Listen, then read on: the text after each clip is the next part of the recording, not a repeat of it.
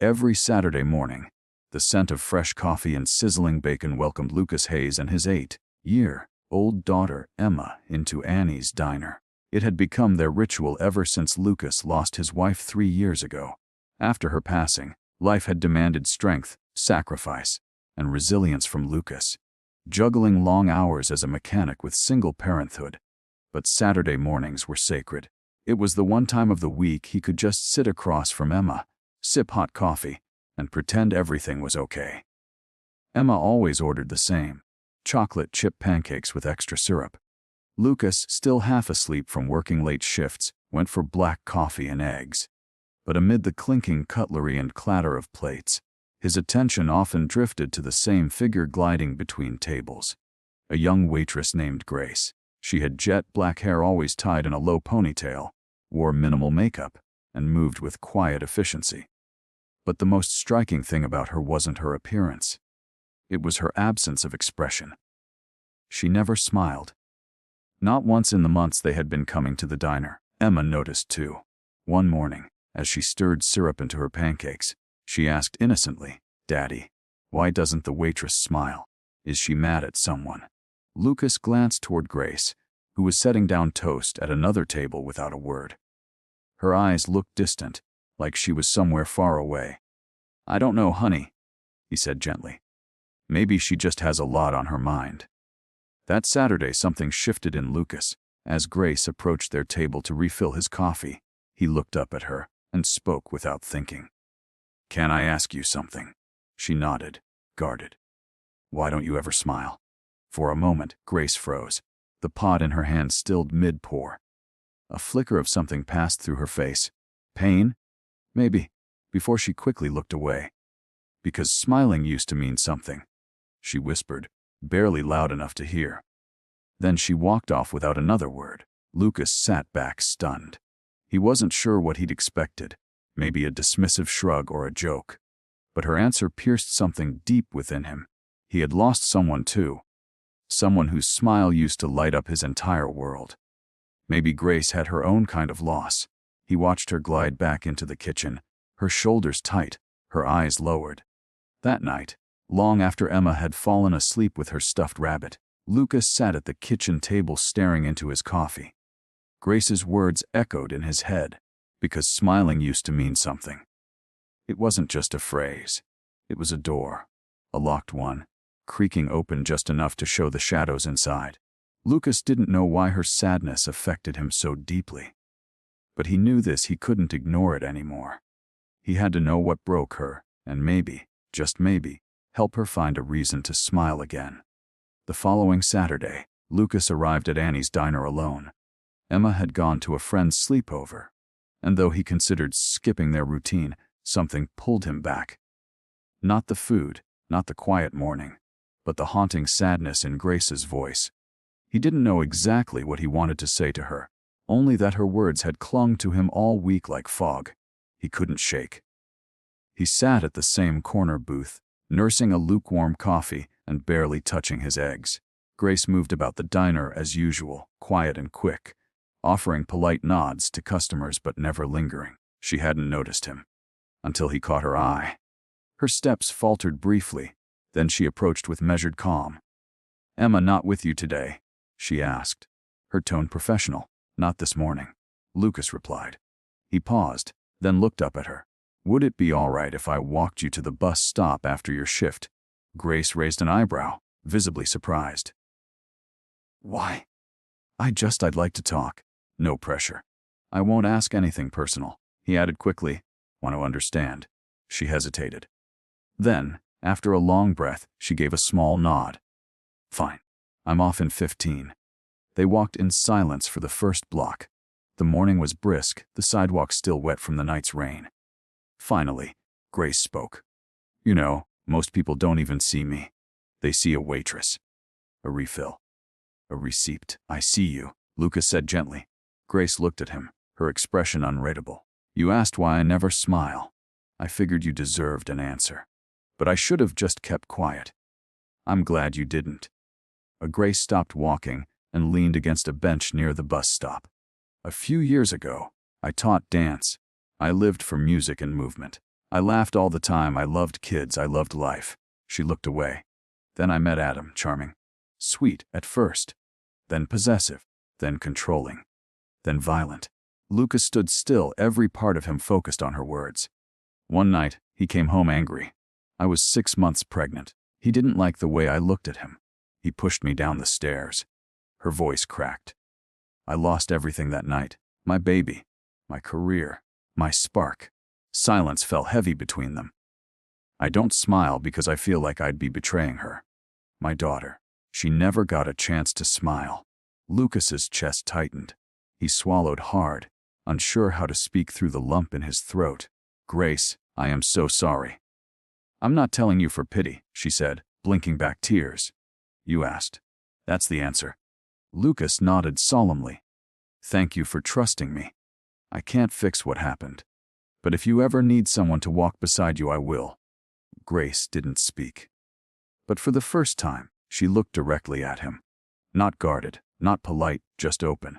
And in her silence, Lucas felt the first thread of connection being gently, painfully woven between two broken hearts. Lucas returned to Annie's diner more often after that rainy morning at the bus stop. Not just on Saturdays, but sometimes midweek, when work allowed. He never pushed Grace to talk, never asked more questions. He just showed up, sat in her section, and offered quiet kindness in the form of small talk, warm smiles, and moments of understanding that required no explanation. Grace, in turn, began to soften. Her posture relaxed slightly.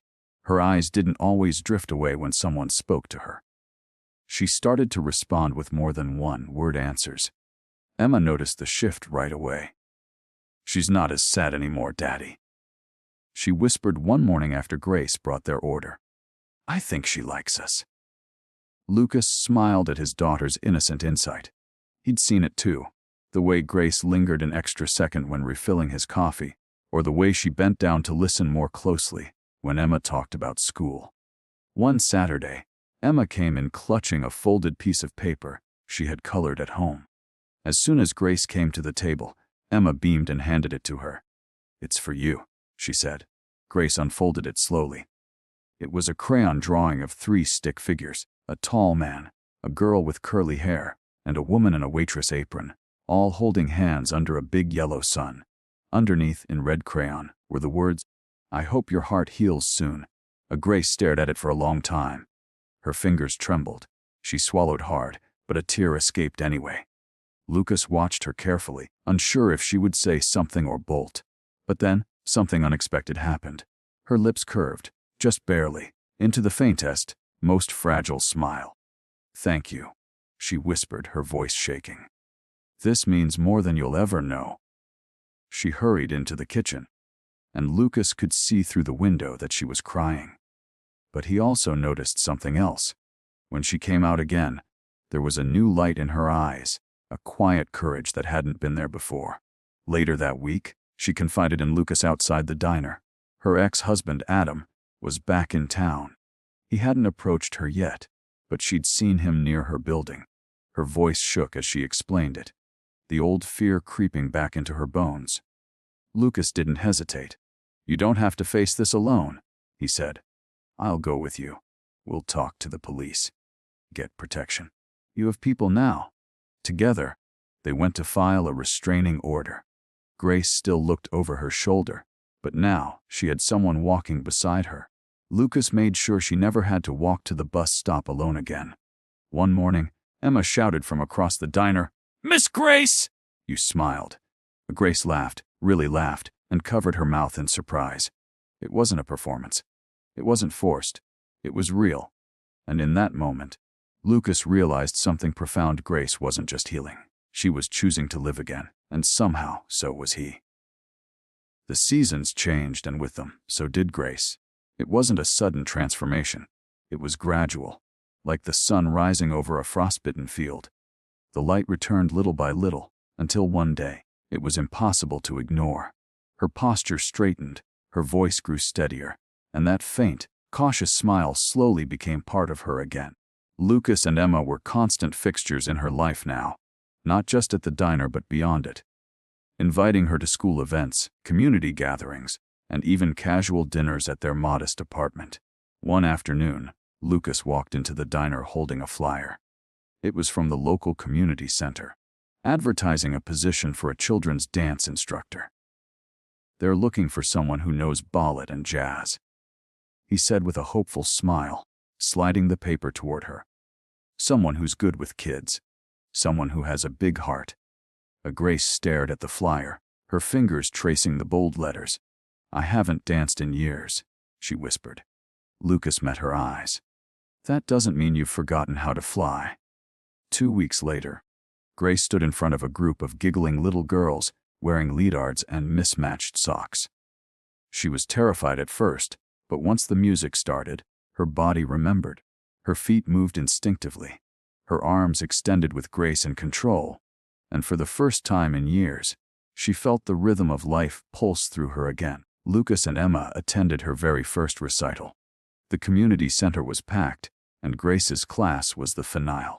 When the music began and the little girls twirled and leaped in shaky but joyful movements, Grace stood off to the side, guiding them with soft claps and nods of encouragement. She spotted Lucas in the crowd, standing tall with Emma on his shoulders, both of them beaming, and right then Grace smiled, fully, beautifully, without pain holding her back.